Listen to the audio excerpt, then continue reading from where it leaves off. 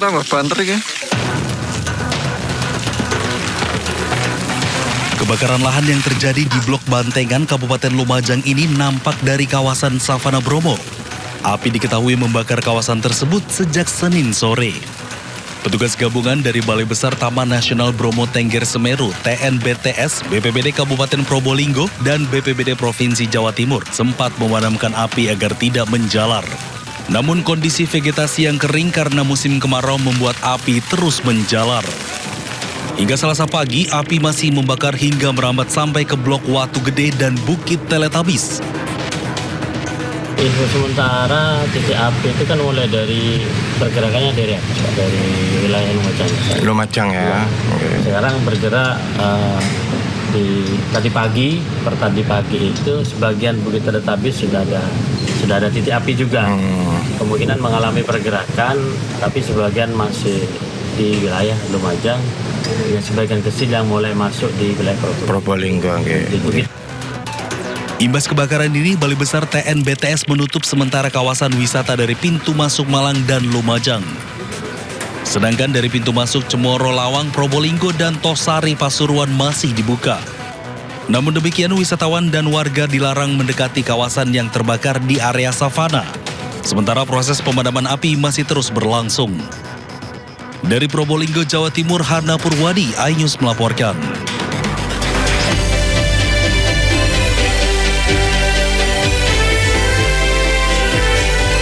Halo, selamat siang pemirsa. Indosiang kembali hadir menemani aktivitas Anda. Dan bersama saya Fajar Wayong, berikut berita pilihan siang hari ini.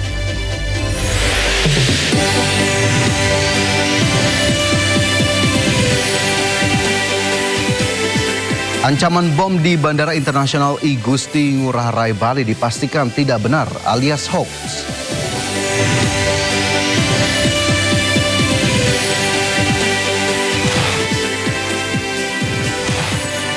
Sidang perdana banding yang diajukan terpidana kasus Chromebook Kemendikbudristek Nadiem Makarim digelar di Pengadilan Tipikor Jakarta Pusat.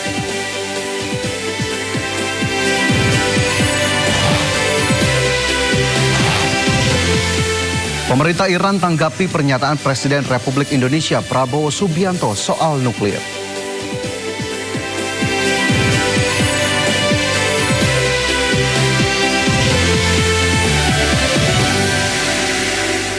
Pemirsa, Bandara Internasional I Gusti Ngurah Rai Bali mendapat ancaman bom melalui informasi elektronik. Setelah dilakukan penanganan oleh pihak terkait, dipastikan informasi tersebut adalah hoax. Bandara Internasional I Gusti Ngurah Rai Bali hari Minggu 2 Agustus 2026 pada pukul 21.58 WITA menerima informasi elektronik yang mengandung dugaan ancaman bom. Pihak keamanan dan instansi terkait segera melakukan prosedur penanganan ancaman keamanan sesuai standar operasional yang berlaku. Hasil penelusuran tidak ditemukan indikasi kebenaran atas informasi ancaman yang diterima pihak bandara. Kami menerima informasi pihak elektronik yang mengandung dugaan ancaman bom. Selanjutnya pihak keamanan serta unit terkait melakukan prosedur sesuai dengan ketentuan yang berlaku dan memastikan kembali keselamatan keamanan. Namun setelah ditelusuri, ditindaklanjuti, dipastikan kembali bahwa tidak ada kebenaran terkait dengan informasi yang kami terima. Pihak bandara menghimbau seluruh pengguna jasa bandara tetap tenang dan tidak mudah percaya informasi yang belum terverifikasi, serta meminta masyarakat untuk tidak bercanda menyampaikan informasi palsu mengenai ancaman bom karena ada undang-undang sanksi bagi pelaku. Dari Badung, Bali, Indira Ari, iNews melaporkan. Pemirsa, keluarga dan kerabat penumpang KMP Mutiara Sentosa II yang terbakar di perairan Sumeneb masih berdatangan ke posko untuk mencari anggota keluarga yang hingga kini masih hilang. Abdul Hamid dan Ansar, dua pria ini sudah 2 hari mendatangi posko Basarnas di Pelabuhan Tanjung Perak, Surabaya, Jawa Timur. Mereka mencari kabar keluarga dan kerabatnya penumpang KMP Mutiara Sentosa II. Harap cemas mendapatkan kepastian nasib keluarga mereka, namun ternyata keluarga dan kerabatnya masih hilang. Bersama keluarga yang lain mereka menyebar ke beberapa rumah sakit, posko dan Polda Jawa Timur, namun belum juga mendapatkan kabar. Dari pas kebakaran itu. Oh, masih sempat kontak? Masih sempat. Apa waktu yang disampaikan mungkin pada saat komunikasi terakhir? Disampaikan itu aja minta pertolongan. Minta pertolongan, berarti sudah terbakar ya, tadi? Ya, sudah terbakar. Mungkin itu aja saya sampaikan. Bawa apa itu? Truk, angkot? Muatannya apa Pak? Muatannya apa Pak? Muatan logistik. Nah, gitu. Nah, untuk saat ini apa? Saya cek data-datanya itu apa? Ini 200 lebih korban yang meninggal dari nama gagalnya. 3 hari pasca tragedi maut kebakaran KMP Mutiara Sentosa II, sejumlah keluarga dan kerabat masih terus berdatangan mencari kabar keluarga mereka. Dari Surabaya, Jawa Timur, Nur Syafei, iNews melaporkan. Seorang warga Tulungagung menjadi salah satu korban meninggal dunia dalam tragedi kebakaran kapal motor penumpang Mutiara Sentosa II di perairan utara Pulau Madura.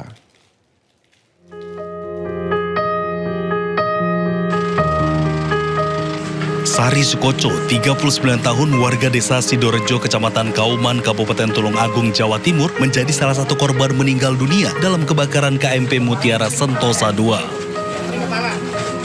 Jenazah korban tiba di rumah duka di Kecamatan Tulungagung pada Senin malam.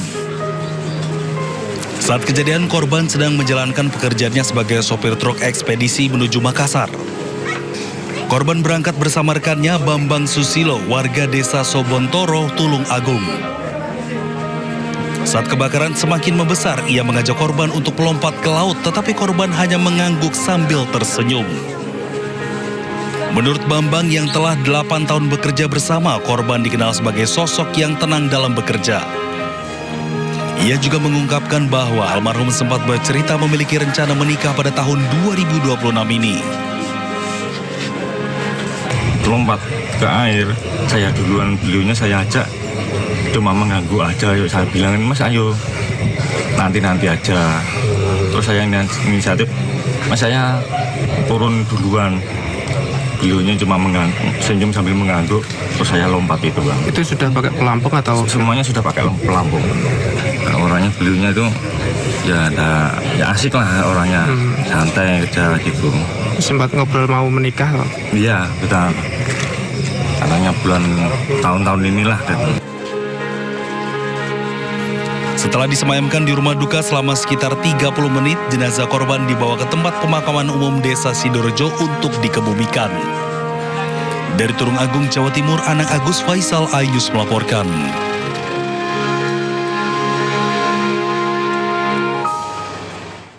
Sementara itu, Basarnas resmi menutup operasi pencarian dan pertolongan khusus korban kebakaran KMP Mutiara Sentosa II. Basarnas memastikan seluruh penumpang dan awak yang berada di KMP Mutiara Sentosa II saat terbakar di perairan Sumeneb telah berhasil dievakuasi. Dari total 238 orang yang berada di atas kapal, sebanyak 233 orang selamat, sedangkan 5 orang ditemukan meninggal dunia. Sebelumnya pada Minggu pagi, kapal penumpang KM Mutiara Sentosa II yang melayani rute Surabaya-Makassar mengalami kebakaran di perairan utara Kabupaten Sumeneb, Madura, Jawa Timur.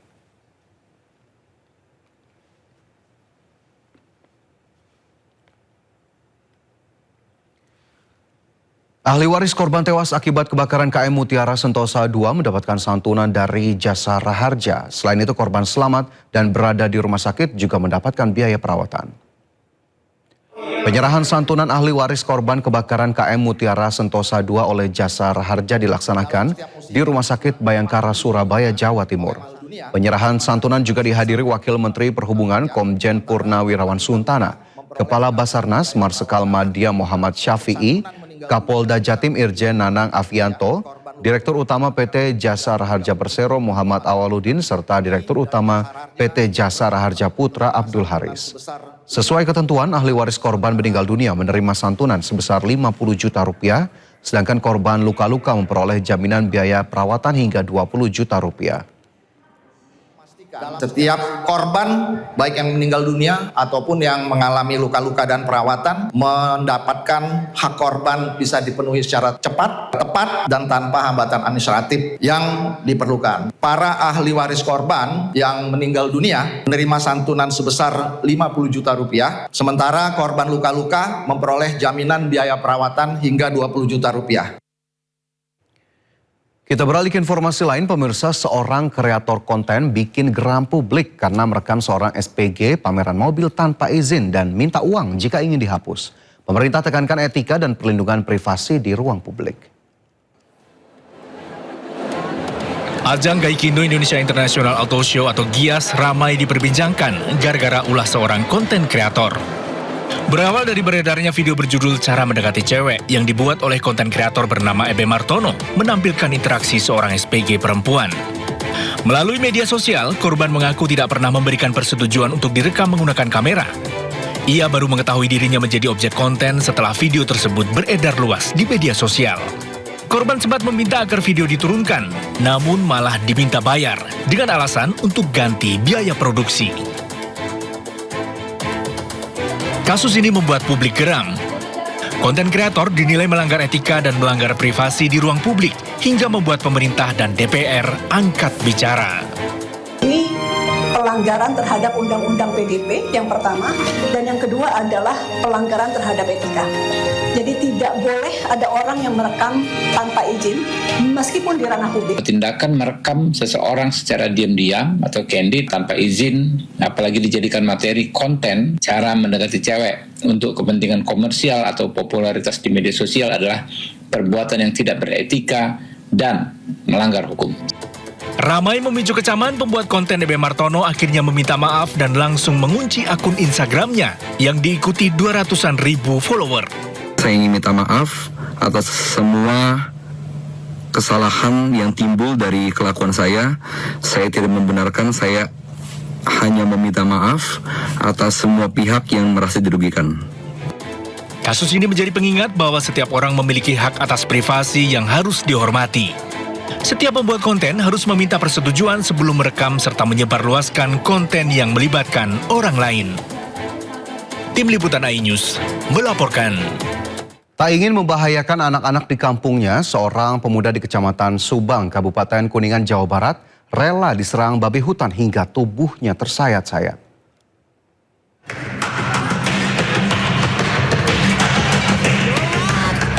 Seekor babi hutan masuk permukiman dan menyeruduk seorang warga hingga tersungkur di Kecamatan Subang, Kuningan, Jawa Barat. Beberapa orang yang berada di sekitar berusaha menolong korban. Babi pun melepaskan taringnya setelah terkena besi panjang. Korban yang berprofesi relawan SPPG ini selamat mengalami luka-luka di tubuhnya. Sebelumnya, warga dibuat panik dengan kemunculan 2 ekor babi masuk permukiman. Sejumlah pemuda berusaha mengusir babi kembali ke hutan. 1 ekor babi berhasil diadang, sedangkan seekor babi lain justru masuk ke gang sempit.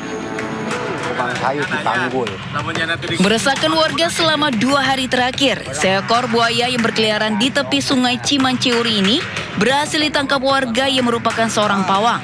Saya videokan ya. Saat ditangkap, buaya muara sepanjang 2,5 meter dengan bobot 40 kg ini sedang mengerami telur. Penemuan buaya ini berawal saat warga sedang mencari rumput di tepi sungai tiba-tiba diserang lantaran mendekati sarangnya. Buaya pun langsung diserahkan ke petugas BPBD Kabupaten Tangerang. Kayaknya bukannya buaya buaya sungai ya. Ini kayaknya buaya tangkaran yang lepas. Ya mungkin di saat waktu itu kan kita kan sempat di sini kan kejadian kan suka banjir ya kan, kiriman dari Bogor melalui Kali Cimanceri ya.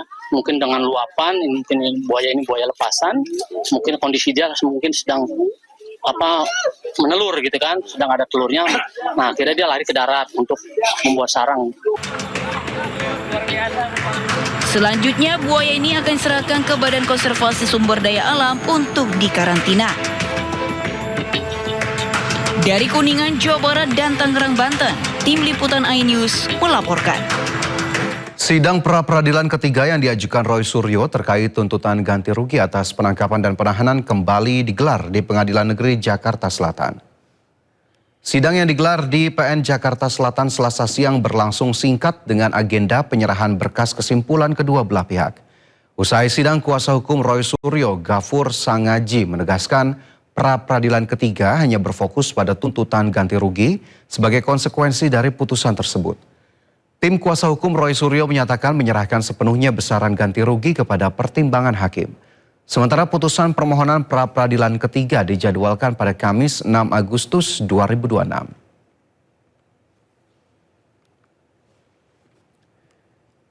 Pemirsa, untuk keempat kalinya Roy Suryo kembali mengajukan gugatan pra-peradilan. Kali ini Roy Suryo menggugat Polda Metro Jaya terkait status pencekalannya.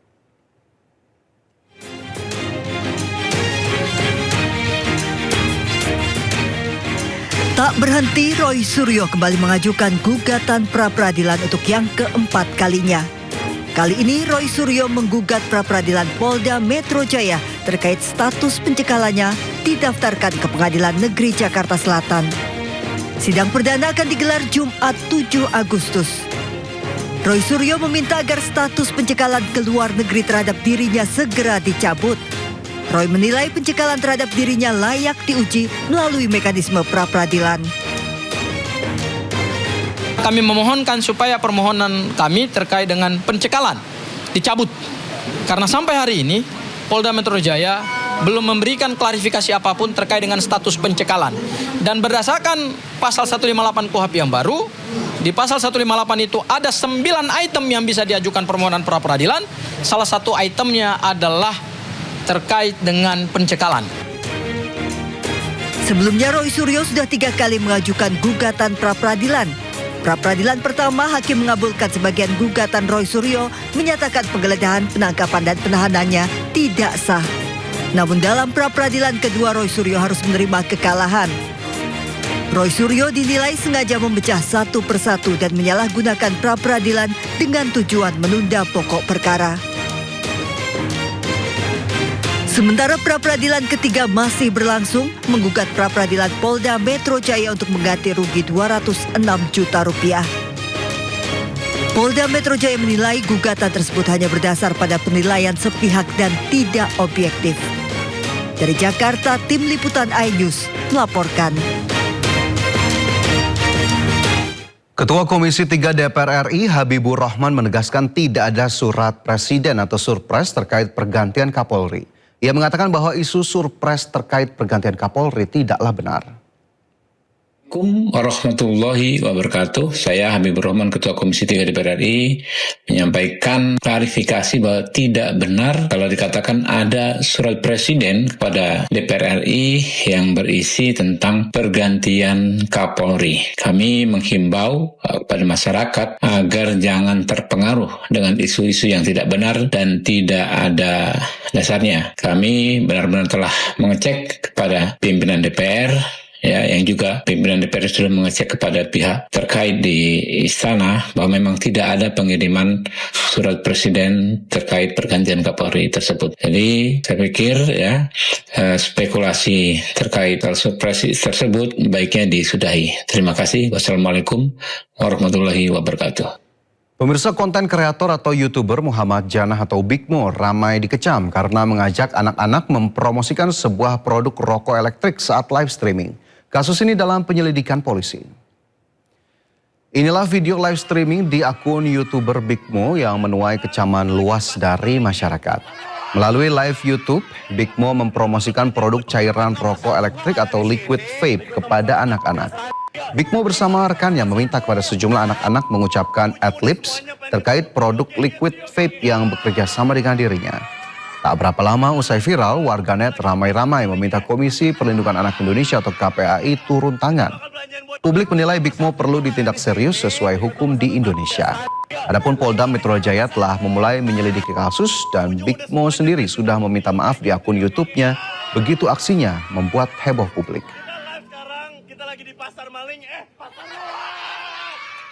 Pemirsa, beberapa mal membuat pagar 3 meter memicu spekulasi soal ancaman aksi massa di Jakarta pada bulan Agustus ini. Mencegah kecemasan soal keamanan Jakarta, Polda Metro Jaya membentuk tim preventive strike dan menangkap penyebar hoax. Gara-gara beberapa mal di Jakarta dan Bekasi membangun pagar besi setinggi 3 meter, publik pun bertanya-tanya soal situasi keamanan kota Jakarta. Spekulasi pun bermunculan termasuk di media sosial. Salah satunya soal ancaman aksi massa besar-besaran menjelang perayaan HUT RI ke-81 Agustus ini. Tak ingin spekulasi berkembang menjadi kecemasan, Gubernur DKI Jakarta Pramono Anung meminta pengelola mal membongkar pagar besi. Langkah ini dilakukan agar publik percaya kota Jakarta tetap baik-baik saja.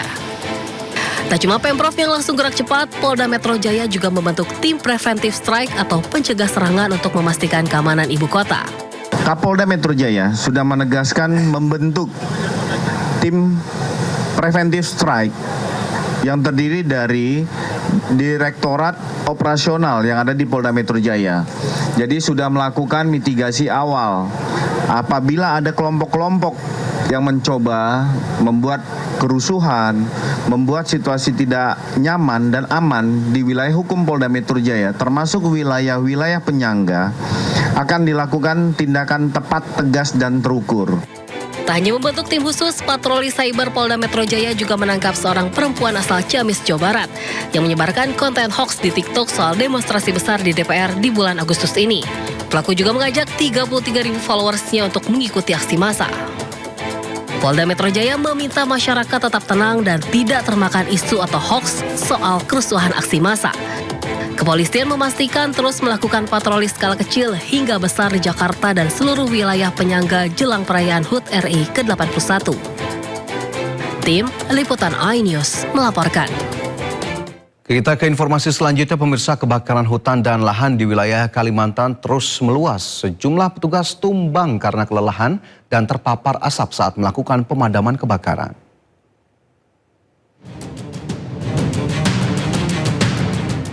Kebakaran hutan dan lahan di Palangkaraya dan Kabupaten Pulang Pisau, Kalimantan Tengah hingga kini masih meluas.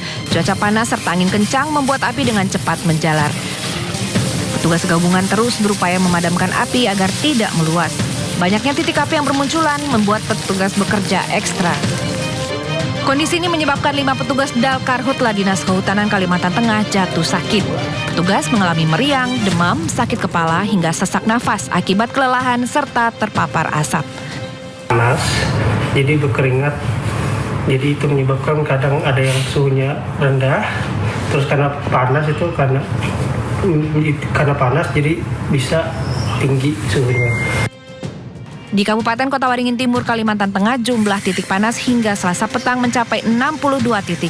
Jumlah ini melonjak dibandingkan sehari sebelumnya yang tercatat hanya sebanyak 14 titik. Beberapa wilayah membutuhkan waktu lebih lama untuk dipadamkan karena kondisi medan dan keterbatasan sumber air. Dari Palangkaraya dan Sampit Adesata, Normansyah, iNews melaporkan. Beberapa kota di Sumatera Barat justru terendam banjir. Pemirsa, di Kota Padang, sekolah diliburkan karena masih tergenang air. Sebanyak 300 murid SDN 33 Rawang, Kecamatan Padang Selatan, Kota Padang diliburkan karena gedung sekolah mereka masih terendam banjir. Guru dan murid bersama-sama membersihkan kelas dari genangan air hingga lumpur yang terbawa oleh terjangan banjir. Di Kota Padang, puluhan sekolah hingga kini masih belum melaksanakan proses belajar akibat terdampak banjir. Kalau ditengok dari apanya, otomatis ya ke sana. Kan di rata-rata kayu, roboh semua per kelas. Hujan deras yang mengguyur Kota Padang mengakibatkan terjadinya banjir bandang. 3 kecamatan terendam dengan ketinggian hampir 1 meter. Akibatnya ratusan orang terdampak dan harus mengungsi ke tempat aman. Dari Padang, Sumatera Barat, Budi Sunandar, iNews melaporkan. Sementara itu, pemirsa, ratusan warga Desa Selangit, Kabupaten Cirebon, Jawa Barat menyerbu bantuan air bersih yang disalurkan oleh Palang Merah Indonesia. Sementara di Purwakarta, warga memanfaatkan tanah di Waduk Jatiluhur yang mengering dengan menanam palawija.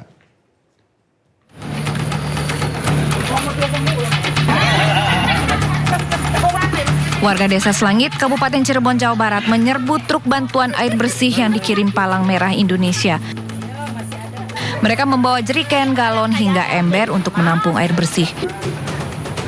Bantuan air menjadi berkah bagi warga setelah berminggu-minggu kesulitan mendapatkan air akibat kemarau panjang.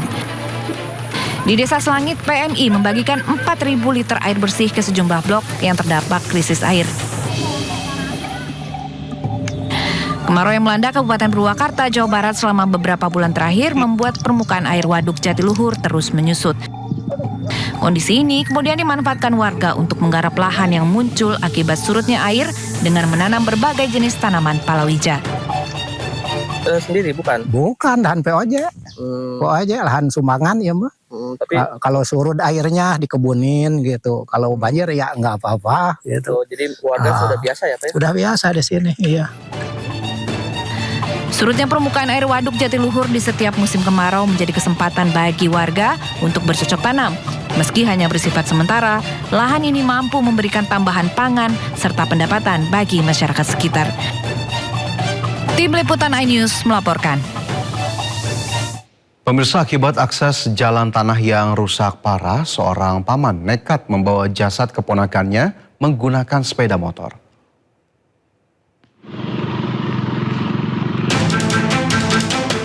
Seorang paman harus bersusah payah menggendong jasad keponakannya Hilmi, 8 tahun, saat dibawa ke rumah duka di Kampung Cibele, Desa Pasir Rancang, Sindang Resmi, Kabupaten Pandeglang. Akses jalan rusak parah karena masih merupakan hamparan tanah berdebu, membuat perjalanan harus ekstra hati-hati. Sebelumnya, korban sempat dibawa berobat ke RSUD Labuhan akibat patah tulang tangan. Usai menjalani pengobatan, sang paman pulang bersama korban menggunakan motor. Di tengah perjalanan, ternyata keponakannya menghembuskan nafas terakhir. Karena jaraknya sudah dekat, maka diputuskan tetap membawa jenazah menggunakan sepeda motor. Sang paman menegaskan, membawa jenazah menggunakan motor sepenuhnya merupakan keputusan dari keluarga. Dari Pandeglang, Banten, Febri Febrianto, iNews melaporkan. Ex-Jampitsus Febri Adriansyah akan mengajukan 2 permohonan pra-peradilan. Informasinya kami hadirkan sesaat lagi, tetaplah di Indosiar.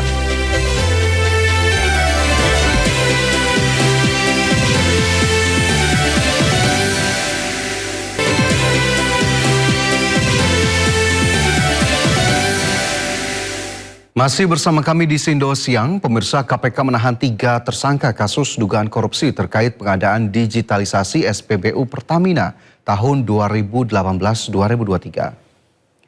3 tersangka adalah Dian Rahmawan selaku Direktur Enterprise and Business Service PT Telkom tahun 2017-2019. Weriza selaku Senior General Manager Strategic Sourcing Operation Procurement PT Telkom tahun 2012-2020. Dan Elvizar selaku mantan pegawai PT Telkom sekaligus pemilik PT Pacific Cipta Solusi. Perkara ini diduga mengakibatkan kerugian keuangan negara sebesar 322,16 miliar rupiah. Sementara akibat pengaturan dan pengkondisian yang dilakukan, terjadi rantai pengadaan berlapis hingga 3-5 tingkat yang total menyebabkan kerugian negara sekurang-kurangnya sebesar 322,18 miliar. Ini sudah kami terima laporan hasil penghitungan kerugian keuangan negaranya dari teman-teman di BPK. Jaksa Agung Burhanuddin memberhentikan sementara tersangka pencucian uang Febri Adriansyah sebagai jaksa.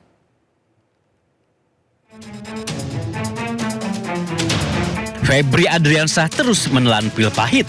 Setelah mengundurkan diri sebagai Jampisus, lalu menjadi tersangka tindak pidana pencucian uang hingga ditahan. Kini mantan Jampisus itu diberhentikan sementara sebagai jaksa. Kapus Penkum Kejagung Anang Supriyatna menyebut Jaksa Agung Burhanuddin sendiri yang memberhentikan Febri dan terhitung sejak 31 Juli 2026. Menurut Anang, bukan tanpa alasan Jaksa Agung memberhentikan sementara Febri sebagai jaksa. Namun, berdasarkan laporan tim 9 Kejagung. Tim yang sengaja dibentuk Kejagung untuk mengusut kasus dugaan korupsi dan tindak pidana pencucian uang yang menyeret nama Febri Adriansyah. Keputusan pemberhentian sementara akan terus berlaku hingga kasus hukum yang menyeret Febri sudah berkekuatan hukum tetap. Tim Liputan iNews melaporkan. Penyidik Kejagung menggeledah 4 perusahaan milik pengusaha Don Rito sebagai orang kepercayaan mantan Jampitsus Febri Adriansyah. Keempat perusahaan diduga menjadi tempat pencucian uang haram mantan Jampitsus Febri.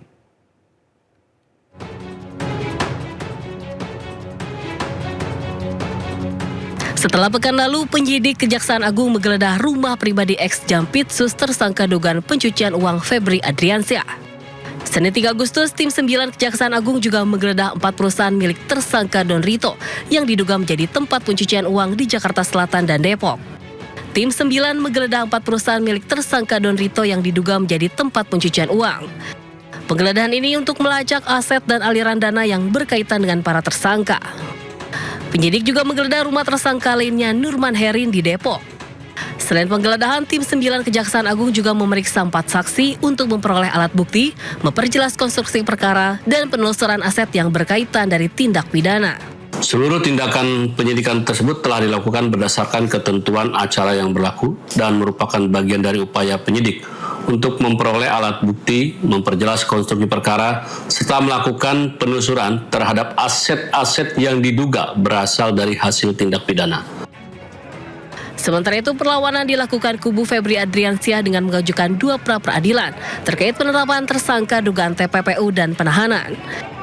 Dan satu lagi terkait penetapan dirinya dalam dugaan korupsi dan pencucian uang, penggeledahan dan penyitaan yang dilakukan Polda Metro Jaya dan atau Kortas Tipikor. Kuasa hukum Febri menyatakan permohonan pra-peradilan karena ditemukan sejumlah penyimpangan. Dari Jakarta, tim Liputan iNews melaporkan. Perkara yang menjerat mantan Menteri Pendidikan, Kebudayaan, Riset, dan Teknologi Nadiem Makarim kembali bergulir. Hari ini Pengadilan Tindak Pidana Korupsi Jakarta Pusat menggelar sidang perdana banding atas perkara tersebut. Sidang banding dijadwalkan berlangsung di Pengadilan Tipikor Jakarta Pusat dengan agenda mendengarkan pokok-pokok permohonan banding dari pihak yang mengajukan upaya hukum. Persidangan ini menjadi tahapan lanjutan setelah putusan pengadilan tingkat pertama. Baik pihak terdakwa maupun penuntut umum berpeluang menyampaikan argumentasi hukum sebagai dasar permohonan banding kepada majelis hakim.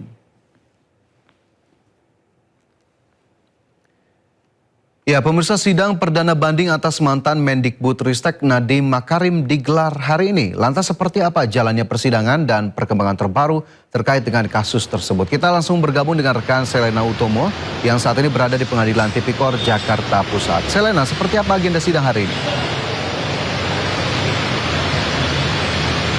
Ya, Fajar dan juga pemirsa, dapat kami informasikan memang untuk persidangan dari kasus Nadiem Makarim ini terus berlangsung dan hingga hari ini memang masih dalam proses banding, yang dimana memang sudah selesai di pukul 11 tadi. Nadiem Makarim dan juga tim kuasa hukum beserta istri tercinta dan juga kerabat-kerabatnya sudah keluar dari ruang persidangan dan merasa persidangan kali ini berjalan dengan lancar dan juga sesuai dengan apa yang dia mau begitu. Dan pokok-pokok dari pembahasan yang tadi disidangkan adalah ada 3 poin, yaitu terkait dengan kerugian negara yang memang dinilai tidak ada. Yang kedua, kemudian tidak adanya konflik kepentingan. Dan yang terakhir adalah memang tidak ada konflik-konflik kepentingan yang di antara Nadiem Makarim dan juga pihak-pihak yang dipanggil di persidangan sebelumnya. Dan yang terakhir memang tidak ada unsur dari persengkokolan dari pihak-pihak terkait yang memang sudah dipanggil di pengadilan sebelumnya begitu, Fajar dan juga pemirsa. Namun untuk agenda lanjutan dari persidangan pembacaan hari ini adalah di tanggal 12 nanti akan dilakukan pemanggilan dari saksi-saksi yang berasal dari pihak Gotoh. Mungkin sementara itu, Fajar.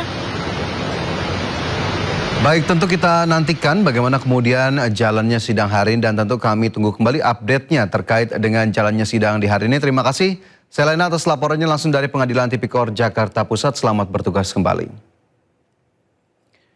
Pemirsa, Kementerian Hukum akan mempelajari keputusan MK yang memerintahkan pemisahan anggaran program makan bergizi gratis dari anggaran pendidikan dalam APBN. Menteri Hukum RI Supratman Andi Aktas menyebut putusan tersebut akan dianalisis terlebih dahulu oleh Kemenkum sebelum hasilnya disampaikan ke Presiden Prabowo. Ia pun memastikan pemerintah akan memberi kepastian hukum sebagai tindak lanjut atas putusan anggaran MBG tersebut. Sebelumnya MK mengabulkan sebagian permohonan uji materi terkait program MBG dan memerintahkan agar anggaran program tersebut dipisahkan dari pos anggaran pendidikan dalam penyusunan APBN pada tahun-tahun berikutnya. MK juga tegaskan bahwa MBG bukan merupakan bagian dari komponen utama biaya operasional penyelenggaraan pendidikan.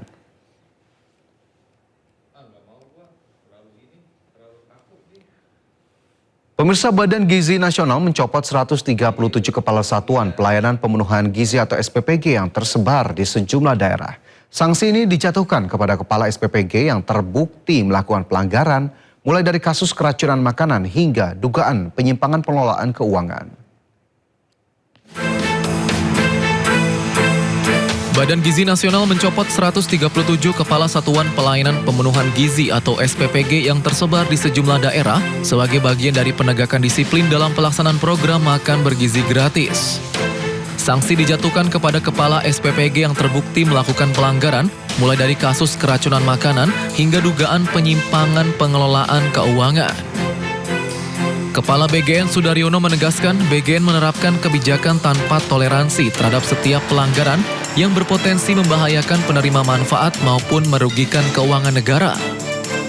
Untuk memperkuat pengawasan, BGN tengah mengembangkan sistem pengawasan berbasis digital yang memungkinkan proses operasional di setiap dapur MBG dipantau secara lebih sistematis. BGN juga akan meningkatkan transparansi penyelenggaraan program MBG dengan membuka akses informasi kepada orang tua, sekolah, dinas pendidikan, dinas kesehatan, hingga pemerintah daerah.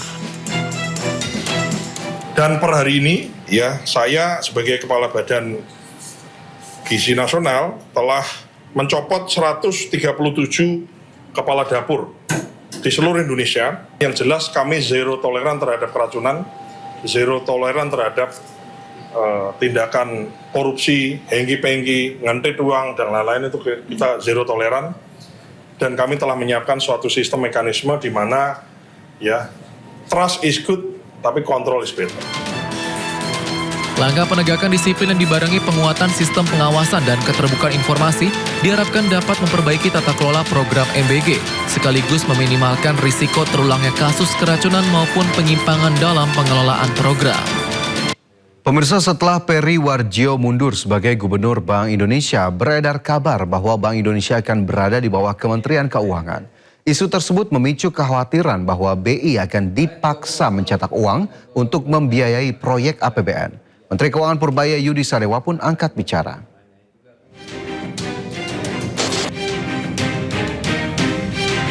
Siapa pucuk pimpinan Bank Indonesia pasca mundurnya Peri Warjio sebagai Gubernur Bank Indonesia masih tanda tanya. Sejumlah nama ramai disebut, salah satunya Menteri Keuangan Purbaya Yudi Sadewa. Isu santer lainnya yaitu soal status Bank Indonesia yang akan berada di bawah Kementerian Keuangan. Namun Purbaya menilai kabar tersebut masih terlalu dini dan beresiko bagi stabilitas ekonomi saat ini. Ya, jadi terlalu dini kalau kita kemungkinan besar berarti. Jadi gini, ketika keadaan seperti ini kurang baik merubah sistem yang ada ya. Jadi haruslah perbaikin kinerjanya kita semua itu. Kita lebih dekat dengan BI, PJK, LPS dan keuangan supaya kebijakannya lebih sinergis gitu aja. Itu yang dikejar mungkin. Sejarah mencatat status Bank Indonesia pernah setara kementerian di masa Orde Baru. Namun pada era reformasi, BI menjadi lembaga independen fokus bertugas menjaga stabilitas nilai tukar rupiah. Sesuai undang-undang, BI bebas dari campur tangan pemerintah. Jika BI dibawa Kemenke, sejumlah pihak khawatir BI akan dipaksa mencetak uang untuk pembiayaan APBN. Dan pada ujungnya, nilai rupiah ambruk, inflasi melambung, dan Indonesia kehilangan kepercayaan investor. Tim Liputan iNews melaporkan. Pemerintah mempercepat penyusunan peraturan Presiden tata kelola Koperasi Desa Kelurahan Merah Putih. Regulasi ini nantinya akan mengatur secara rinci model bisnis koperasi hingga mekanisme penyaluran barang hingga sampai ke masyarakat. Kementerian Koperasi bersama sejumlah kementerian dan lembaga terkait tengah merampungkan rancangan peraturan Presiden terkait operasionalisasi Koperasi Desa Kelurahan Merah Putih. Perpres ini ditargetkan segera rampung dalam waktu dekat dengan harapan dapat menjadi payung hukum dalam penyaluran barang subsidi, sembako hingga berbagai bantuan sosial dari pemerintah pusat melalui koperasi desa. Menteri Koperasi Ferry Juliantono mengatakan draft Perpres tentang operasionalisasi Koperasi Desa Kelurahan Merah Putih sedang dalam tahap finalisasi.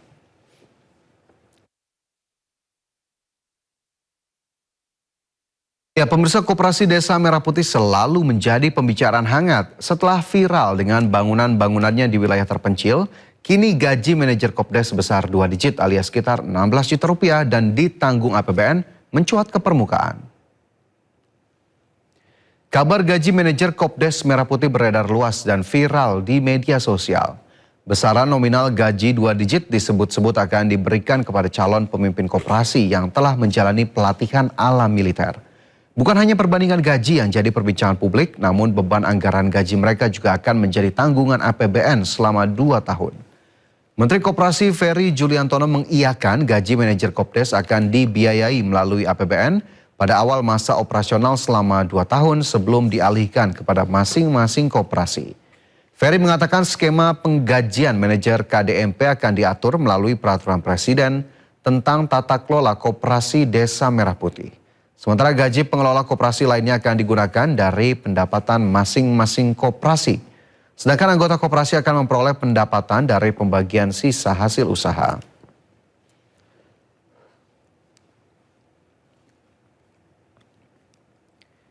Pemirsa, publik di tanah air mendadak dihebohkan dengan kebijakan baru. Pemerintah menyiapkan gaji sebesar 16 juta rupiah per bulan untuk posisi manajer koperasi desa atau Kopdes, di mana 2 tahun pertama ditanggung penuh oleh APBN.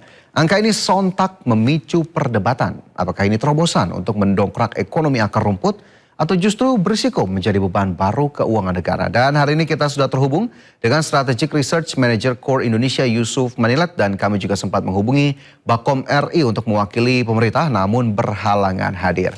Mas Yusuf, terima kasih sudah bergabung bersama kami hari ini terkait dengan bahasan kita di hari ini. Apakah angka dan skema penanggung jawaban APBN ini wajar atau justru bisa dikatakan berlebihan?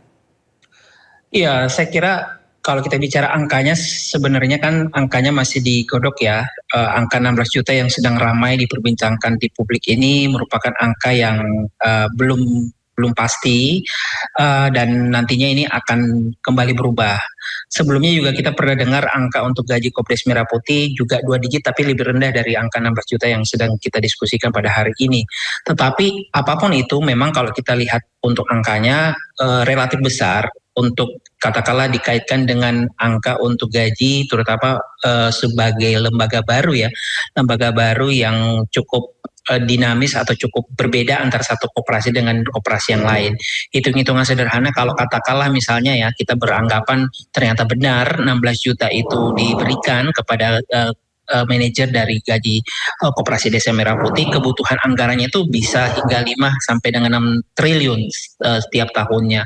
Bahkan kalau misalnya kita reduksi angkanya, katakanlah misalnya 8 juta misalnya untuk gaji koperasi dengan 30.000 manajer ya, KDMP itu juga masih relatif besar, 2 hingga 3 triliun, dan itu merupakan angka yang cukup besar kalau kita bicara lembaga yang baru. Kemudian juga kalau kita bicara unit bisnis, skema bisnisnya juga sebenarnya kita harus katakan itu belum jelas. Maka kalau menurut kami memang angkanya itu relatif masih terlalu besar. Belum lagi kalau kita bicara masalah potensi dari kecemburuan sosial terutama di desa ya. Kalau kita paham bahwa angka 16 juta atau katakanlah misalnya 2 digit di desa itu relatif sangat besar, dan kalau misalnya tidak ada semacam mitigasi ataupun langkah lain yang dilakukan oleh pemerintah terutama untuk mendongkrak kesejahteraan mereka yang tidak bekerja di Koperasi Desa Merah Putih, maka tadi ini bisa memperlihatkan ketimpangan dari sisi anggaran atau gaji yang diterima oleh mereka yang bekerja sebagai manajer di Koperasi Desa Merah Putih dan mereka yang tidak bekerja di Koperasi Desa Merah Putih. Jadi memang ini ada proses ketimpangan yang mungkin bisa muncul, dan tentu angka yang besar ini perlu ditinjau kembali, mengingat tadi ya ini berbeda ya antara satu koperasi, ada yang besar, ada yang kecil, dan ini menurut kami memang akan tidak cukup baik kalau misalnya dipukul rata 16 juta untuk semua unit Koperasi Desa Merah Putih. Baik, tentu ada ketimpangan di sana. Tadi juga beban APBN-nya sudah sempat disebutkan begitu ya, per tahun berapa besar begitu. Nah, tapi kalau kita lihat lebih lanjut terkait dengan skema bisnis Koperasi Desa Merah Putih begitu Mas Yusuf, apa yang sebetulnya bisa kita lihat dari skema KDMP ini? Apakah kemudian memang ada persoalan ekosistem bisnis yang kemudian lebih mendasar yang harus dibenahi sebelum bahkan kita membicarakan lebih jauh terkait dengan gaji yang dirasa seharusnya di angka tersebut 2 digit yang layak diberikan oleh negara?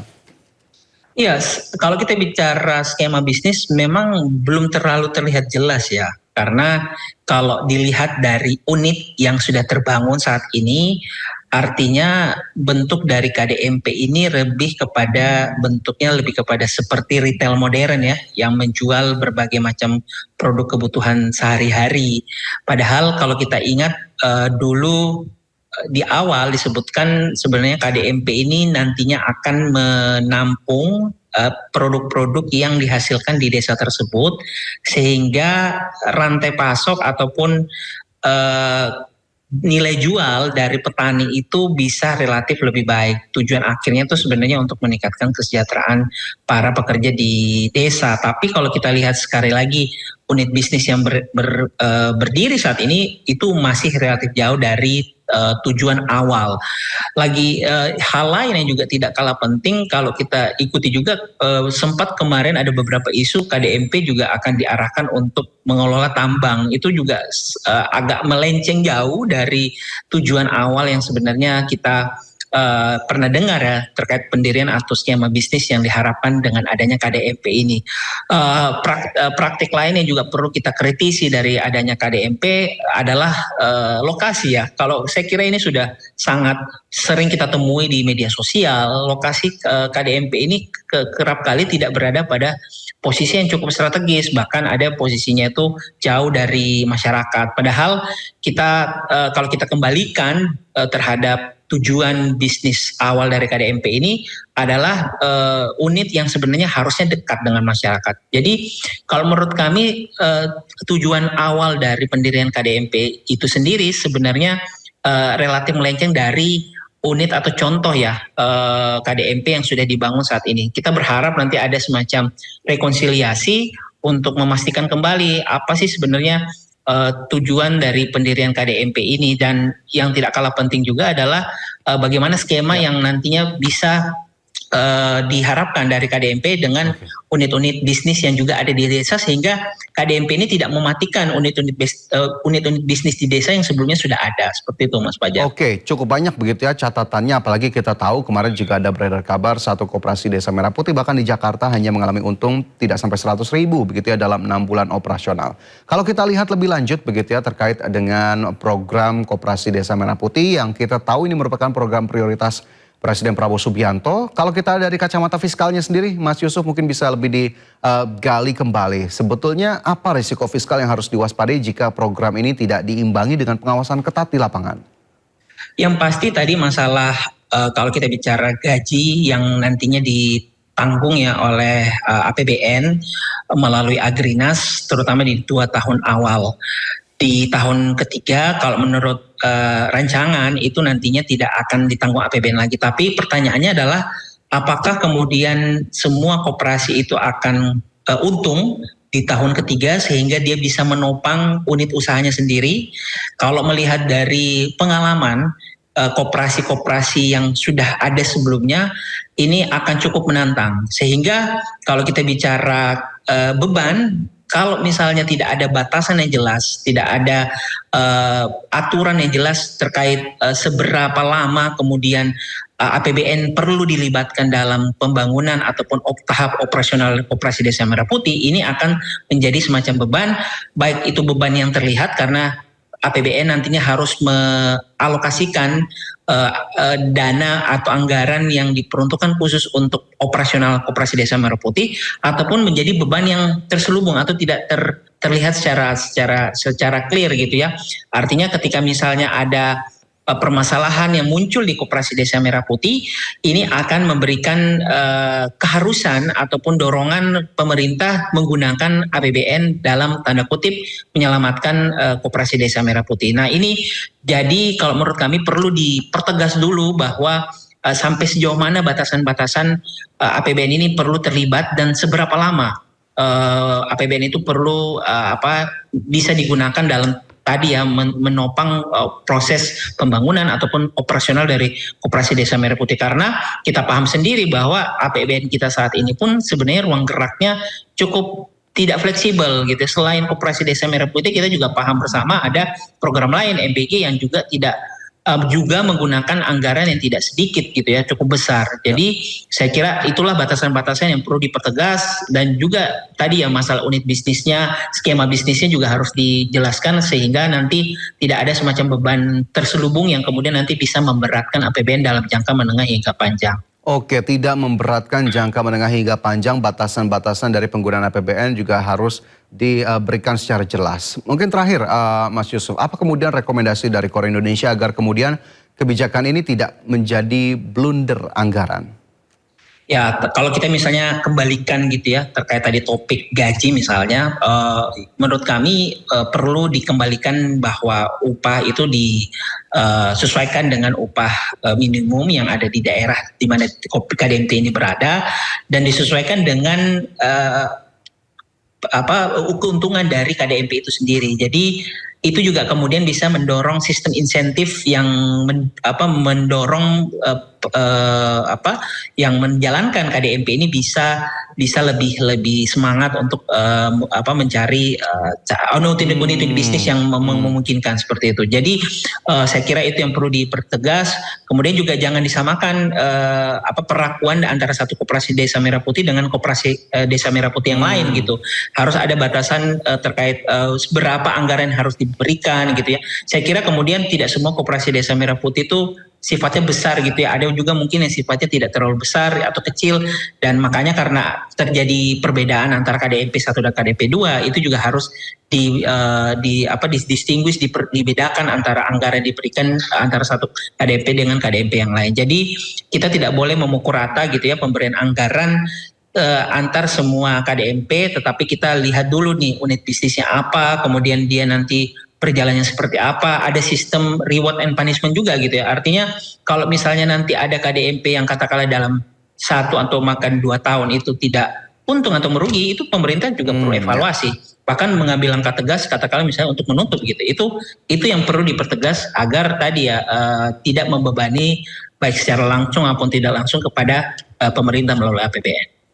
Baik, cukup banyak catatan yang diberikan begitu ya terkait dengan program Koperasi Desa Merah Putih, terutama tadinya juga sudah disinggung bagaimana kemudian penggunaan APBN, gaji, dan bahkan tadi sistem insentif ataupun reward yang sepertinya juga bisa dilakukan secara profesional untuk tiap Koperasi Desa Merah Putih yang beroperasi. Terima kasih banyak Mas Yusuf sudah bergabung bersama kami di Sindo Siang hari ini. Sehat selalu dan sukses selalu untuk Anda. Terima kasih.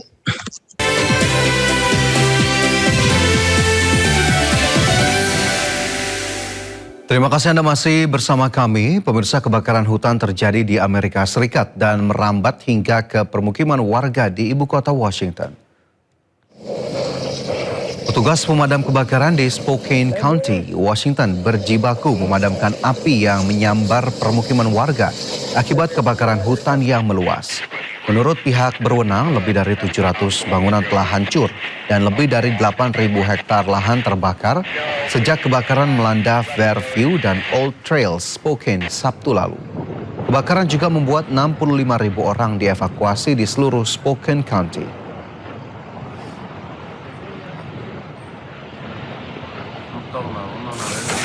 Kebakaran juga melanda hutan East Evans Creek di Jackson County, Oregon. Petugas pemadam berusaha mengendalikan kobaran api yang melahap hutan dengan mengerahkan personil darat serta pesawat pemadam.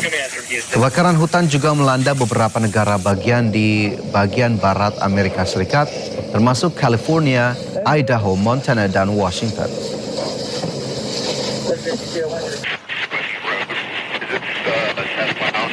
Sementara itu di Yunani, petugas pemadam kebakaran telah berhasil mengendalikan kebakaran hutan di wilayah Attika Barat. Meski api berhasil dikendalikan, namun sejumlah titik api masih nampak berkobar. Kebakaran hutan Attika Barat sendiri menghanguskan lebih dari 10.000 hektar lahan pedesaan. Kebakaran juga merusak sedikitnya 100 rumah dan bangunan, serta memaksa lebih dari 1.000 warga dievakuasi. Tim pemadam kebakaran pun terus berjuang memadamkan kobaran api di titik api yang masih muncul guna mencegah ancaman kebakaran yang lebih besar di tengah suhu panas yang meningkat.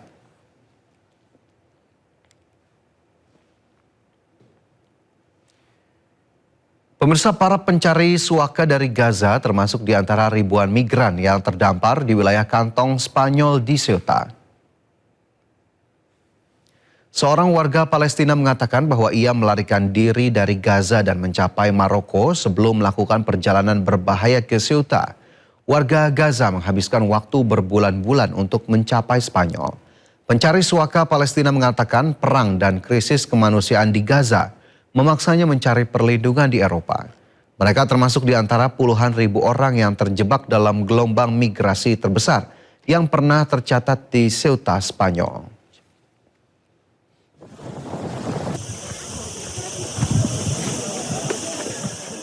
Pemerintah Spanyol terus menangkap dan mendeportasi para migran yang menyeberangi perbatasan Ceuta.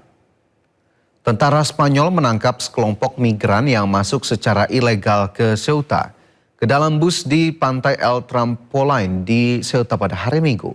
Operasi di pantai El Trampolin Ceuta ini dilakukan menyusul lonjakan migran dari Timur Tengah dan Afrika. Pihak berwenang Spanyol memperkirakan lebih dari 60.000 orang menyeberang ke wilayah Ceuta. Para pejabat mengatakan setidaknya 72 orang migran tewas akibat tenggelam di laut dan berdesak-desakan. Spanyol mengerahkan pasukan untuk memperkuat keamanan dan mendukung operasi kepolisian di Ceuta.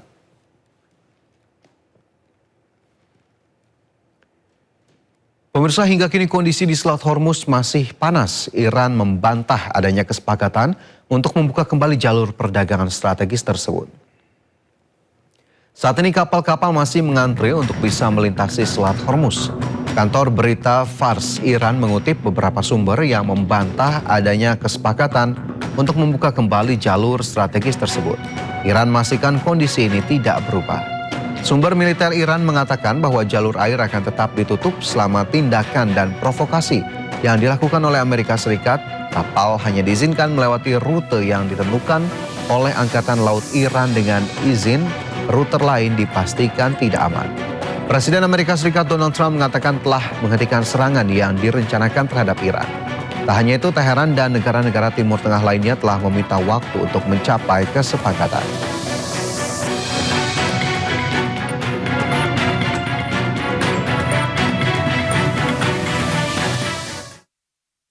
Amerika Serikat merilis rekaman terkait penegakan blokade di Selat Hormuz. Blokade diberlakukan seiring dengan meningkatnya ketegangan di Selat Hormuz.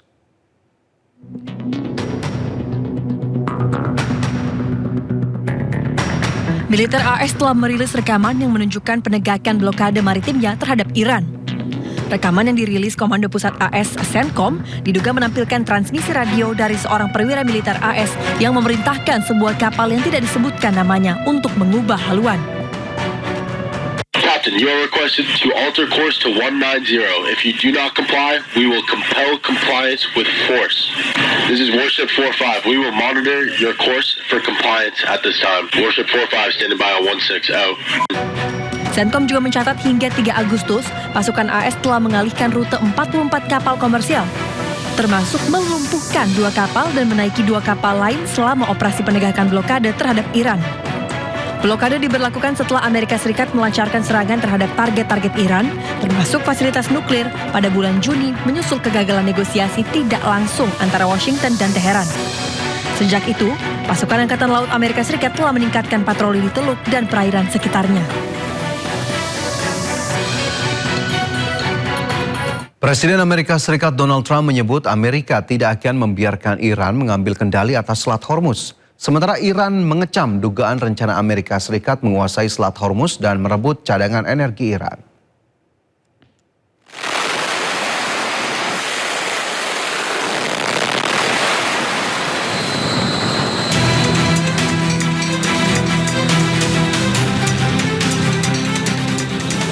Usai tanda tangan nota kesepahaman damai bulan Juni lalu, konflik antara Amerika Serikat dan Iran kembali memanas. Iran mengecam Amerika Serikat atas dugaan rencana untuk menguasai Selat Hormuz dan merebut cadangan energi Iran. Penasihat militer pemimpin tertinggi Iran, Mohsen Rezai, memperingatkan bahwa setiap pengerahan militer AS di jalur perairan Selat Hormuz akan diserang Iran. الان آتش بحثی وجود نداره ولی حملات ما معنا داره مثلا کوریدور دوم رو به هیچ وجه ما اجازه نمیدیم در تنگه هرمز کریدور دوم باز بشه. حتی اگر ناو هم بیارن ناوشو میزنیم. اگر نیروی نظامی هم بیارن میزنیم. فعلا ما کشتی‌ها رو تهدید میکنیم که نرن. خب خوشبختانه خیلی از کشتی‌ها تهدیدات ما رو گوش میکنن، برمیگردن، ما درگیر نمیشیم. ولی بعضی‌ها که معلومه کاملا آمریکایی‌ها بهشون فشار میارن، اونا میان خب یه آسیبی بهشون وارد میشه، خب خودشون برمیگردن. Sebelumnya, Presiden Amerika Serikat Donald Trump menyebut bahwa AS tidak akan membiarkan Iran mengambil kendali atas Selat Hormuz. Ia juga mengatakan Iran tidak akan boleh memungut biaya terkait penggunaan Selat Hormuz. Hal itu dikatakan Trump di Gedung Putih, Washington DC, Amerika Serikat pada Senin. Would Iran be willing to return to fully free navigation of the... It has to be. I'm not going to let them charge. If anybody's going to charge, we'll charge. We're the one that has total control. We have total control. You know, we have a thing called a blockade with his Navy. And that Navy is, they call it a wall of steel, the United States wall of steel. And no, there's not going to be charging. We're not talking about charging at all. There won't be charging. Sebelumnya, Trump sempat mengklaim bahwa Amerika Serikat dan Iran telah mencapai kesepakatan mengenai Selat Hormuz menjelang negosiasi pada hari Senin. Namun, Iran membantah adanya perbincangan antara Iran dan Amerika Serikat. Iran menyebut pembahasan rencana terkait Selat Hormuz dilakukan dengan Oman. Pasukan Israel membakar sejumlah kendaraan warga Palestina di desa Jalut, tepi barat. Mereka juga berupaya membakar rumah-rumah warga namun berhasil dihalau penduduk setempat.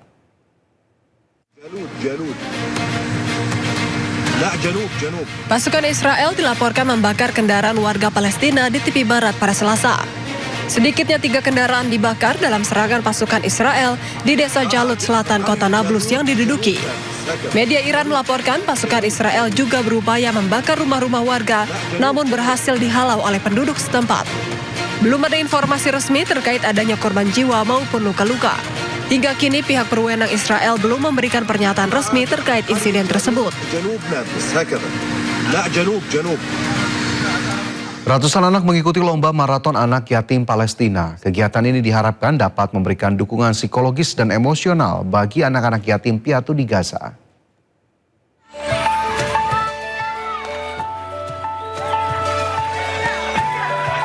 Dengan mengenakan seragam olahraga, 100 anak yatim piatu di Khan Yunis, Gaza antusias mengikuti lomba maraton.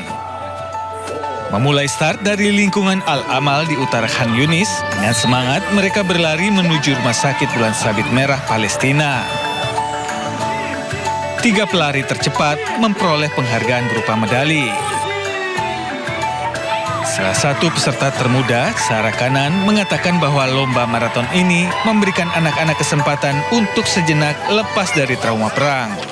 اليوم احنا جينا نلعب نلعب رياضة مع الفعالية جينا جينا من مشوار بعيد يعني جينا من أبعد من الأهرامات كثير عشان نغير بس جو زهقنا من الخيمة وزهقنا من الحر وزهقنا من كل شيء تربية المية والتكيات وزهقنا نفسنا نشوف هيك حياة حلوة ونرجع لدورنا. السلام عليكم ورحمة الله وبركاته.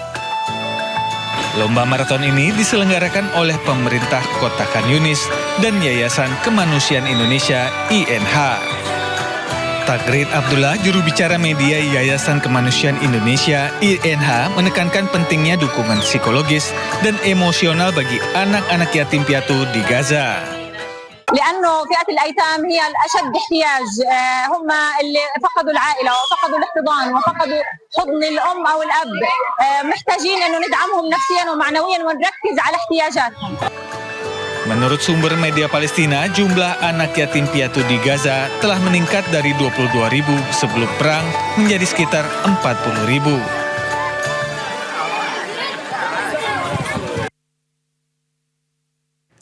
Jutaan umat muslim Syiah berbondong-bondong ke kota Karbala di Irak untuk mengikuti ziarah Arba'in memperingati wafatnya Hussein bin Ali, cucu Nabi Muhammad dan Imam Syiah ketiga.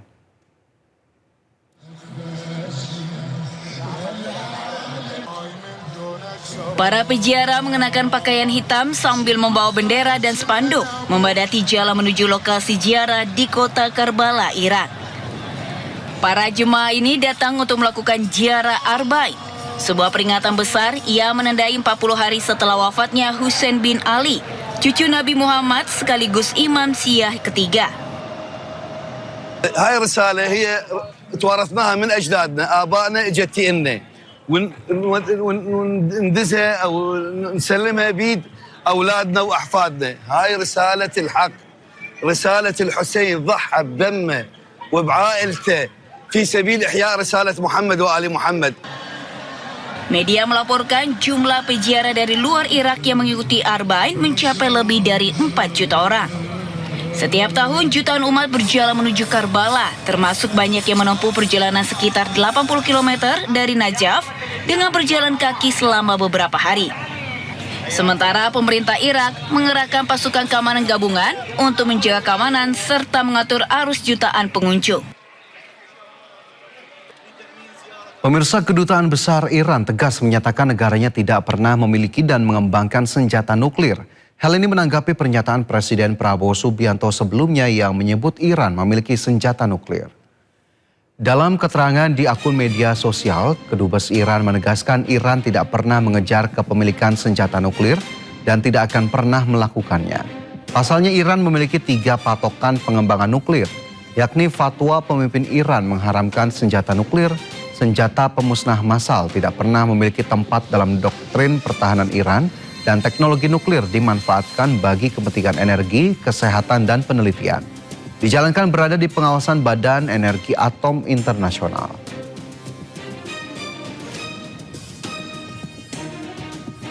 Presiden Prabowo Subianto mengaku diminta Presiden Korea Selatan Lee Jae-myung untuk membantu membuka dialog dengan Korea Utara. Presiden menyebut permintaan itu disampaikan saat dirinya melakukan kunjungan kenegaraan ke Seoul pada April lalu. Ia pun menyatakan kesediaannya mengunjungi Pyongyang apabila diminta secara resmi untuk menjalankan peran tersebut. Prabowo menyebut kesiapannya memediasi merupakan bagian dari prinsip politik luar negeri Indonesia yang berupaya menjaga hubungan baik dengan semua negara termasuk Amerika Serikat dan China. Di Korea Selatan, Presiden Korea Selatan, Presiden Republic of Korea, ya kan, minta kepada saya, bisa nggak saya berkunjung ke Korea Utara untuk membuka semacam dialog. Saya bilang, saya dengan hormat, dengan rela, kalau Yang Mulia minta saya untuk ke Korea Utara, saya akan berangkat. Demikian saudara-saudara, ya. Indonesia dianggap tidak punya kepentingan mau mencampur dalam urusan dalam negeri negara manapun. Itu yang kita pegang teguh. Heboh video di media sosial seorang oknum polisi meminta uang ke pengendara motor di kawasan Antasari, Jakarta Selatan. Kami hadirkan informasinya sesaat lagi.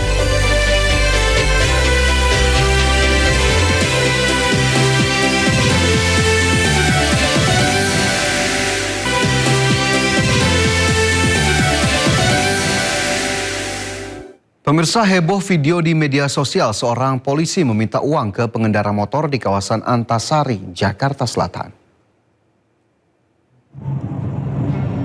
Inilah video viral polisi yang diduga meminta uang secara paksa ke pengendara di Jalan Antasari, Jakarta Selatan. Menggunakan seragam dan berkendara motor, polisi ini menghentikan pengendara menanyakan KTP dan surat-surat kendaraan. Polisi juga meminta uang secara paksa. Bahkan ada pengendara yang diminta ke ATM untuk mengambil uang. Warga menduga sudah banyak korban pungli oknum polisi ini.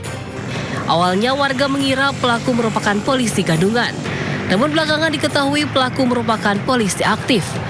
Usai video viral, polisi diduga pelaku pungli ini sudah diperiksa ke Polresto Jakarta Selatan.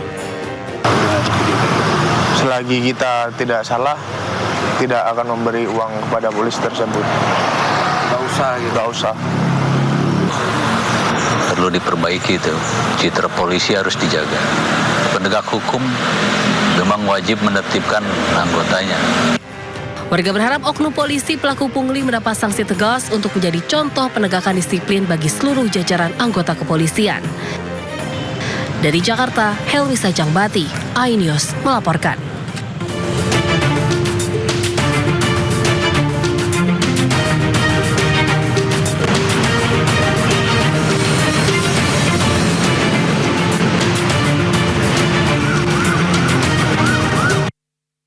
Dan pemirsa, selanjutnya kami ajak Anda mengetahui pantauan lalu lintas hari ini di sejumlah wilayah melalui pantauan CCTV Korlantas Polri. Dan kita sudah terhubung dengan Brigadir Putri Cikita Sabunge di studio NTMC Polri. Brigadir Putri, bagaimana pantauan arus lalu lintas di sejumlah titik di wilayah Indonesia melalui pantauan CCTV? Silakan dengan laporan Anda. Baik, terima kasih rekan Fajar dan selamat siang pemirsa. NTMC Polri kembali hadir memberikan informasi seputar kondisi arus lalu lintas lewat pantauan CCTV NTMC Korlantas Polri. Langsung saja kita awali dari CCTV di kawasan JPO Senayan Barat. Lalu lintas yang hari ini dari arah Gatot Subroto yang akan menuju ke arah Slipi terpantau cukup ramai, cenderung tersendat, ramainya kendaraan, dominasi kendaraan pribadi roda 4. Sementara untuk lalu lintas dari arah Semanggi yang akan menuju ke arah Kuningan dan arah Cawang terpantau masih normal lancar. Harap para pengendara untuk tetap waspada, tidak menerobos jalur berlawanan arah dan dapat berhenti di belakang garis stop. Selanjutnya kita beralih ke CCTV di kawasan DPR MPR Jakarta Selatan. Lalu lintas yang hari ini dari arah Slipi yang akan menuju ke arah Gatot Subroto terpantau masih normal lancar, kecepatan kendaraan terlihat masih ditempuh dalam batas normal. Begitupun untuk di tol dalam kota, lalu lintas dari Semanggi menuju ke arah Tomang dan arah sebaliknya. Hindari perpindahan jalur secara mendadak dan selalu gunakan lampu sein saat Anda akan berpindah jalur demi keselamatan bersama. Baik pemirsa, selanjutnya kita akan melihat kondisi arus lalu lintas di Jawa Timur, tepatnya di kawasan Pospol PJR Suramadu, Jawa Timur. Lalu lintas yang hari ini dari Jalan Muhammad Nur, Surabaya yang akan menuju ke Jalan Jembatan Suramadu, Madura terpantau masih mengalir lancar. Begitupun untuk lalu lintas dari Jalan Muhammad Nur, Surabaya yang akan menuju ke Jalan Jembatan Suramadu juga terpantau masih lancar. Dimohon kepada seluruh pengendara untuk selalu menjaga kecepatan maksimal kendaraan Anda dan selalu perhatikan rambu lalu lintas dikarenakan daerah ini sering terjadi angin laut yang kencang terutama untuk kendaraan roda 2. Ya pemirsa, perlu kami informasikan, denda tilang naik 150% dan tilang manual berlaku menyeluruh itu adalah hoax atau tidak benar. Kepala Korps Lalu Lintas Polri Irjen Pol Wibowo menegaskan, tidak ada kebijakan baru mengenai penegakan lalu lintas. Hingga saat ini, penegakan hukum mengedepankan sistem Electronic Traffic Law Enforcement atau ETLE, baik ETLE statis maupun ETLE mobile, melalui pendekatan humanis, persuasif, dan berorientasi pada keselamatan masyarakat. Tindakan manual dilakukan untuk pelanggaran yang tidak terjangkau ETLE, serta terhadap pelanggaran yang terlihat nyata dan berpotensi membahayakan keselamatan pengguna jalan. Bijak dalam menerima informasi dan pastikan selalu mengecek informasi resmi melalui akun Korlantas Polri. Dan untuk Anda pemirsa yang ingin mengupdate seputar informasi kondisi arus lalu lintas lainnya, kami siap melayani Anda di call center kami 1500669 ataupun layanan SMS Center di 9119. Stop pelanggaran, stop kecelakaan, keselamatan untuk kemanusiaan, dan salam presisi. Demikian informasi yang dapat kami sampaikan. Kembali ke rekan Fajar di studio. Terima kasih. Baik, terima kasih Brigadir Putri Cikita Sabunge telah melaporkan dari studio NTMC Polri Jakarta. Selamat bertugas kembali, salam presisi.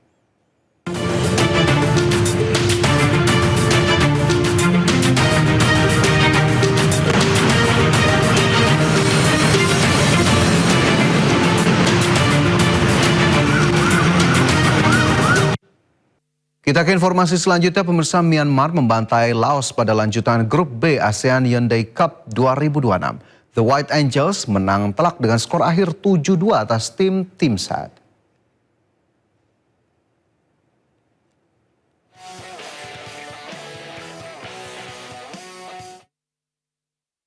Grup B ASEAN Hyundai Cup 2026 di Stadion Thubuna, Yangon, Myanmar. Myanmar membuka keran gol mereka lewat Luin Moe Ong. Laos kemudian menyamakan skor lewat Bun Chan Chan Van Jlien.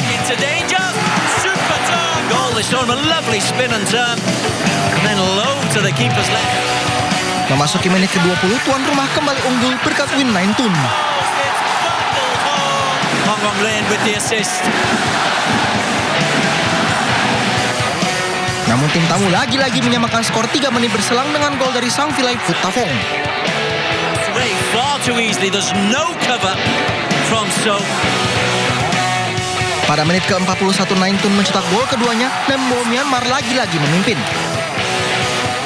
His second goal of the night, his 11th of an international career. Menjelang jeda, Myanmar mendapat penalti usai Vetsi Vilai Kahorn melanggar Tan Phaing di kotak terlarang. Mang Mang Win yang menjadi eksekutor sukses menjalankan tugasnya. Mang Mang Win. Pada babak kedua, Myanmar mencetak gol kelimanya yang datang dari Tan Phaing. It's a good poacher's goal. Laga kemudian berjalan panas pada menit ke-70. Mang Mang Win dan Saiful Kohanam mendapat kartu merah langsung.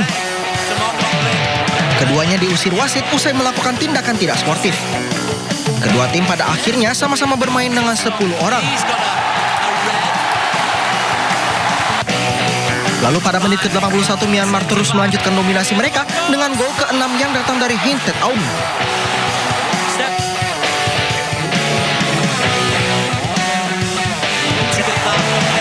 Pesta gol Myanmar kemudian ditutup hat-trick dari Win Naintun dan memastikan Myanmar menang 7-2 atas Laos.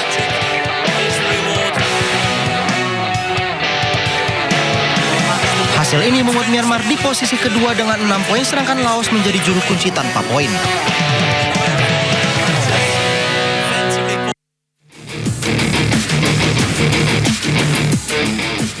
Laga Indonesia kontra Singapura hari Jumat mendatang merupakan duel hidup mati.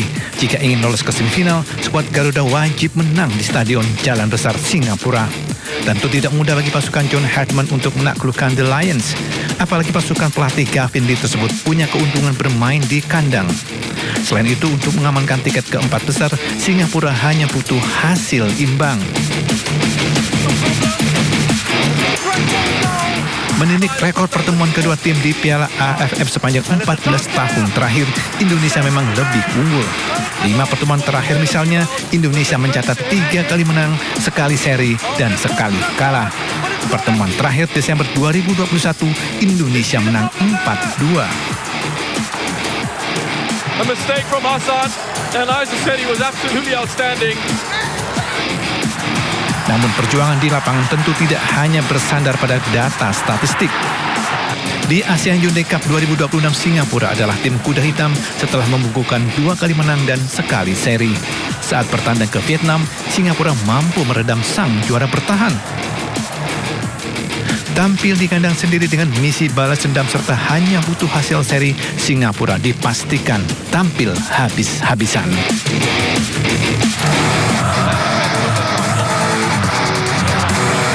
Kekalahan dari Vietnam membuat posisi timnas Indonesia melorot ke peringkat 3 klasemen sementara Grup A ASEAN Hyundai Cup 2026 dengan koleksi 6 poin.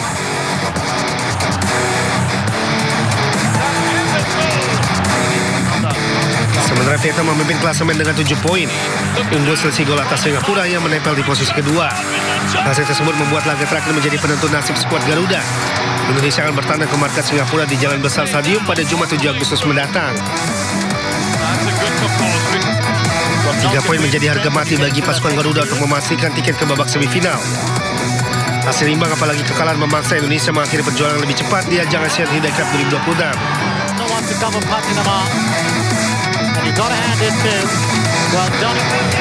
Namun misi tersebut tidak akan mudah. Singapura tampil konsisten sepanjang fase grup dan masih belum terkalahkan. Di bawah arahan Gavin Lee, Singapura tampil pertahanan yang rapi dan disiplin.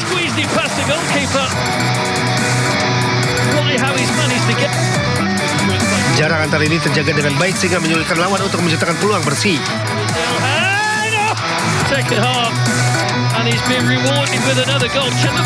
Dari 3 pertandingan, Singapura sukses mengoleksi 2 kemenangan dan 1 hasil imbang. Hasil imbang itu terjadi saat skuad asuhan Gavin Lee mampu menahan imbang tanpa gol atas Vietnam. Melihat performa impresif yang ditunjukkan, Singapura layak disebut sebagai salah satu kekuatan terbaik Asia Tenggara saat ini. Ya, konsistensi The Lions menjadi sinyal bahaya bagi Garuda. Dan duel Indonesia versus Singapura pun diprediksikan menjadi ujian penting bagi pasukan John Hartman dalam misi melangkah ke babak berikutnya. Menteri Keuangan Purbaya Yudi Sadewa menyempatkan diri ke ajang pameran Gaikindo Indonesia International Auto Show atau GIAS 2026. Ia menegaskan akan terus menjaga iklim investasi yang kondusif bagi dunia usaha. Di depan insan otomotif, Purbaya mengatakan pelaku industri tidak perlu khawatir selama dirinya menjabat sebagai Menteri Keuangan. Purbaya juga berjanji pemerintah akan mendorong permintaan yang kuat sekaligus memperbaiki iklim investasi agar dunia usaha berkembang secara optimal. Ia juga mengajak produsen otomotif memindahkan basis produksi dari Thailand ke Indonesia dengan kompensasi insentif. Sehingga Anda bisa berbisnis dengan baik dan memberi keuntungan yang baik. Jadi itu timbal balik saya ingin Indonesia menjadi base production for car manufacturers. Dan pemirsa, usai sudah Sindo Siang hari ini, jangan lupa Anda bisa mendapatkan informasi terkini dan terbaru di kanal YouTube Sindo News dan atau melalui portal yang menghadirkan berita daerah, berita nasional, dan berita internasional di sindonews.com. Saya Fajar Wayang beserta para kerabat kerja undur diri, selamat siang, terima kasih. Sampai jumpa.